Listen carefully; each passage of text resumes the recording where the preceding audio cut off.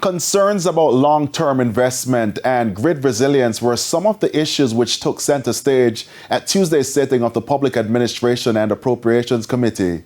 Representatives from the Jamaica Public Service also addressed pressing matters.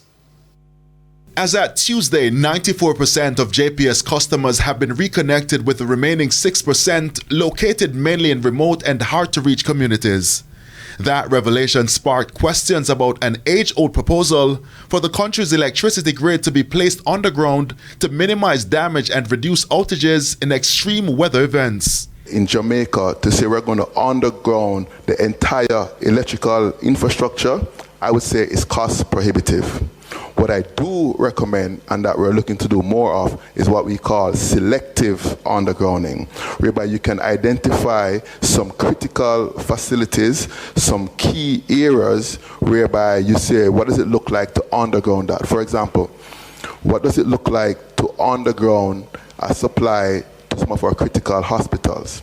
What does it look like to underground the Elegant Corridor or the tourism belt in St. James? What does it look to underground any other critical area or facilities that we identify? As the representatives from JPS shed light on the progress of the restoration work post-hurricane, they provided committee members with images of the devastation to its infrastructure while outlining the approach being used as it moves to get the outstanding residents on the grid. However, committee member Nikisha Burchell argued that constituents are growing frustrated and raised questions about the damage to the infrastructure in rural areas. Is this reflective of the lack of investment in the infrastructure in these areas, first of all? And the second question is, what can we tell them? Can you give us a constituency kind of breakdown and plan? So my commitment to you is that we will engage you on a one-on-one basis to see exactly what your needs are. And then very importantly, it's not just about me telling you a timeline, but you sharing with me through your lens what's a priority in your constituency, your community, and have that inform our strategy in terms of how we go forward.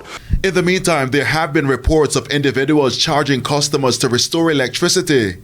JPS's president and CEO, Hugh Grant, strongly condemned the practice and urged Jamaicans to report any such incident. It's just recently we made an arrest.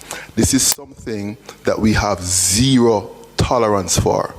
And all I ask is give me a lead to who this person is, and I guarantee you we will have our security forces out there and we will ensure that we do right by the law.